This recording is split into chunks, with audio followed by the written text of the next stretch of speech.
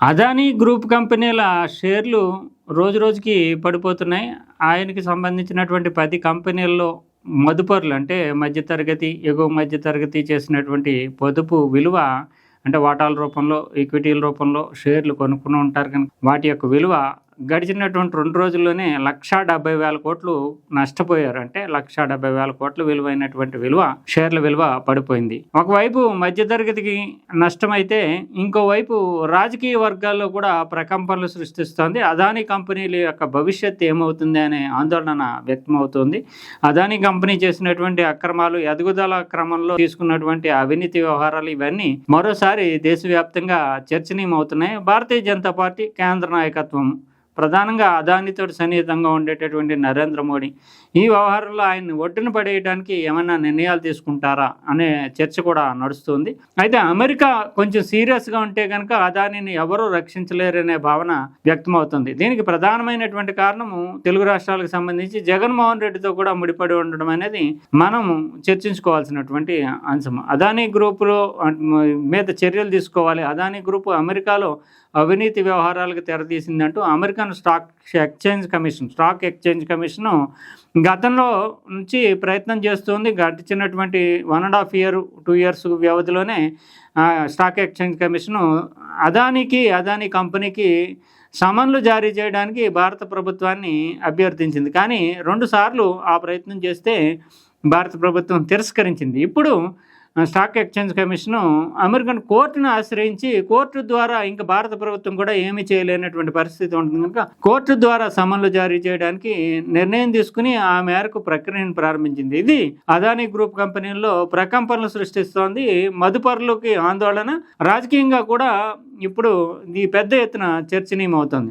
దీని యొక్క పూర్వాపరాలు చూస్తే కనుక గ్రీన్ ఎనర్జీ ప్రాజెక్టులో అంటే భారతదేశంలో మొదలెట్టినటువంటి గ్రీన్ ఎనర్జీ ప్రాజెక్టులో అమ్ముకోవడానికి, గ్రీన్ ఎనర్జీ అంటే సౌర విద్యుత్, వీటిని అమ్ముకోవడానికి గాను రాష్ట్ర ప్రభుత్వాల్లో ప్రముఖులకి పెద్ద ఎత్తున లంచాలు ఇచ్చి ఆ కాంట్రాక్టులు పొందింది అదానీ గ్రూప్ అనేది ప్రధానమైనటువంటి అభియోగం. ఇది దేశంలో మనకి అవినీతి వ్యవహారాలు, కాంట్రాక్టులు పొందడానికి మామూళ్ళు ఇవ్వడము, పర్సంటేజీలు ఇవన్నీ సర్వసాధారణమైనటువంటి తతంగమే. ఇదేం పెద్దగా దేశంలో అయి ఉంటే కనుక పెద్ద సంచలనం అయ్యేటటువంటిది కాదు. పెద్ద ఎత్తున చర్చ కానీ విచారణ కానీ ఉండదు. ఎందుకంటే మన రాజకీయ నాయకుల చేతుల్లోనే దర్యాప్తు సంస్థలు ఉంటాయి కనుక. కానీ అమెరికాతో ముడిపడి ఉండడం వల్లే ఇప్పుడు అదానీ ఇరుక్కున్నాడని చెప్పాల్సి ఉంటుంది. అమెరికాలో నిధులు మళ్లించడానికి అంటే అవినీతి ఇవ్వడానికి గాను భారతదేశంలో నిధులు ఇస్తే కనుక ఇక్కడ నుంచి మళ్ళీ విదేశాలకి డబ్బులు పంపించడము, ఇతరత్ర వ్యవహారాలు కొంత ఇబ్బందికరం కనుక ఈజీగా ఉంటుందని అమెరికాలోనే ఒక కంపెనీని స్టార్ట్ చేసి ఆ కంపెనీ నుంచి నిధులు సమీకరించి, ప్రజల నుంచి సమీకరించి ఆ మొత్తాన్ని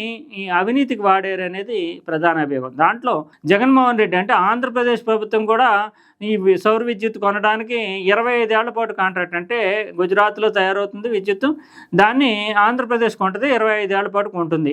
ఆ సౌర విద్యుత్కి ఒప్పందం కుదుర్చుకున్న ట్రాన్స్మిషన్ లాసెస్ ఉంటాయి. అయితే బయటికి చూసినప్పుడు యూనిట్కి ₹92 అవి కనిపిస్తాయి. కానీ ఆ ట్రాన్స్మిషన్ లాసెస్ అంటే గుజరాత్ నుంచి ఇక్కడికి వచ్చిన ట్రాన్స్మిషన్ లాసెస్ ఉంటాయి. అవన్నీ భారీ ఎత్తున దాదాపు 25 ఏళ్లకు గాను 1,00,000 కోట్ల పైచిలకు ఆంధ్రప్రదేశ్ మీద భారం పడుతుంది అనేటటువంటి అంచనా. ఈ కాంట్రాక్ట్ను పొందడానికి జగన్మోహన్ రెడ్డికి అప్పట్లో 1,750 కోట్లు ఇచ్చారు. అంటే కీలకమైన నాయకుడు అని చెప్పారు. అది కీలకమైన నాయకుడు అంటే అదానీ స్థాయిలో అంటే ముఖ్యమంత్రి వస్తాడు కనుక జగన్మోహన్ రెడ్డి అని తెలుగుదేశం పార్టీ కూడా అప్పట్లో ఆరోపణలు చేసింది. 25 ఏళ్లలోనే 1,00,000 కోట్ల రూపాయలు దోపిడీ జరుగుతుందని. ప్రధానంగా ఈ సౌర విద్యుత్తులో ఉండేటటువంటి మతలబ్ ఏంటంటే ఒకసారి సౌర విద్యుత్ ప్లాంట్లు పెట్టడానికి, సోలార్ ప్యానెల్స్ పెట్టడానికి అయిన ఖర్చు 4-5 ఏళ్లలో ఆ విద్యుత్ అమ్ముకుంటే వచ్చేసిన తర్వాత మిగిలినదంతా అంటే మిగిలిన 20 ఏళ్ళు కూడా మొత్తం అంతా లాభమే. ఏదో మెయింటెనెన్స్కి నామమాత్రంగా ఉంటుంది తప్ప ప్రతి పైసా కూడా లాభం కింద వస్తుంది. అంటే 100 కోట్లు 1000 కోట్లు వచ్చి పడిపోతూ ఉంటాయి ఉచితంగా. అంటే మనం చూస్తూ ఉన్నాము, గృహాల మీద కూడా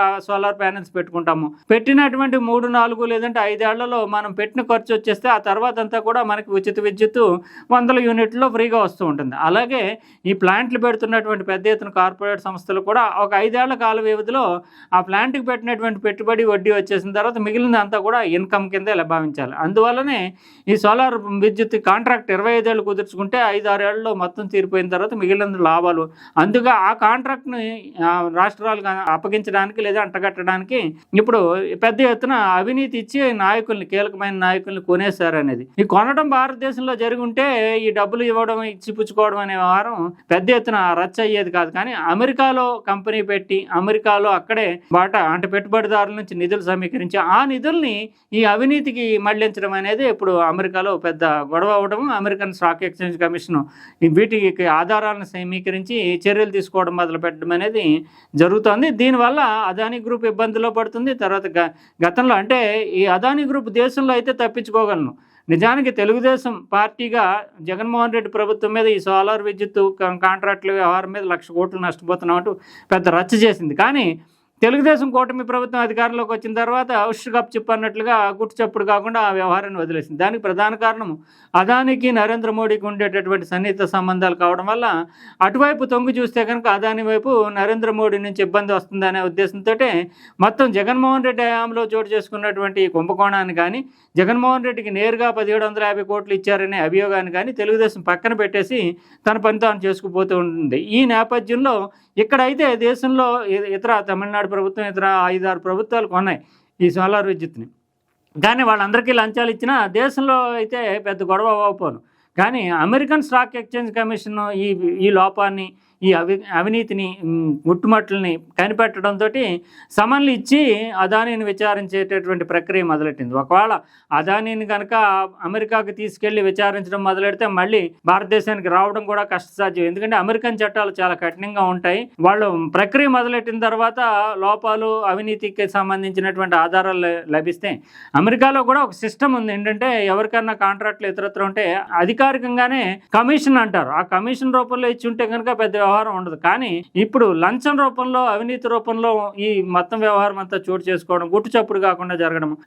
అమెరికానే ఎందుకు ఎంచుకున్నారు ఈ అవినీతి కాంట్రాక్ట్ కంటే, భారతదేశం నుంచి నిధులు తరలింతే కనుక ఈడీలకు కానీ దొరికిపోతారు. కానీ అమెరికా నుంచి వేరే రాష్ట్రాల్లో, వేరే దేశాల్లో ఉన్నటువంటి ఈ అక్రమాలకు పాల్పడేటటువంటి నాయకులకి నిధులు ఇవ్వడం అనేది సులభం.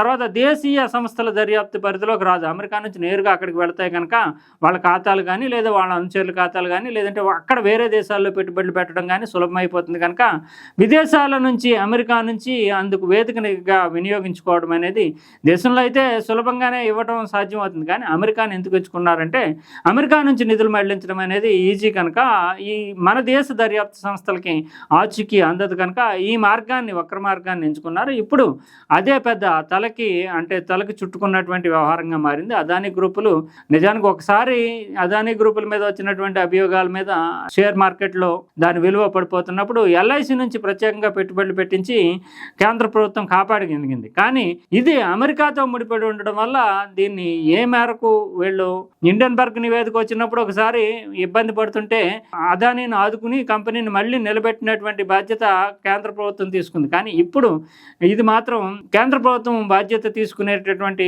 పరిధిలో కానీ, స్థాయిలో కానీ లేకపోవడం, గతంలోనే 2 సార్లు సమన్లు ఇచ్చేటటువంటి ప్రక్రియను అడ్డుకోవడం వరకు చేయగలిగింది.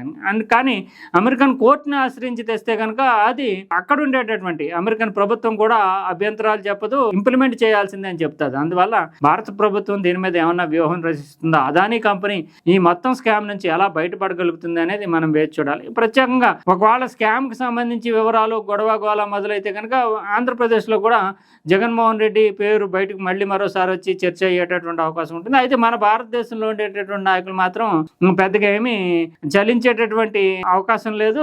వీళ్ళు ఎప్పటి నుంచో కేసులు ఎదుర్కొంటున్నారు కాబట్టి ఇది ఒక కొత్త కేసు అనుకుంటారు. అందువల్ల మన రాజకీయ నాయకులకి ఏమీ ఇబ్బంది లేదు. కానీ అదానికి మాత్రం ఇది సంకటమైనటువంటి పరిస్థితిగానే చెప్పాలి.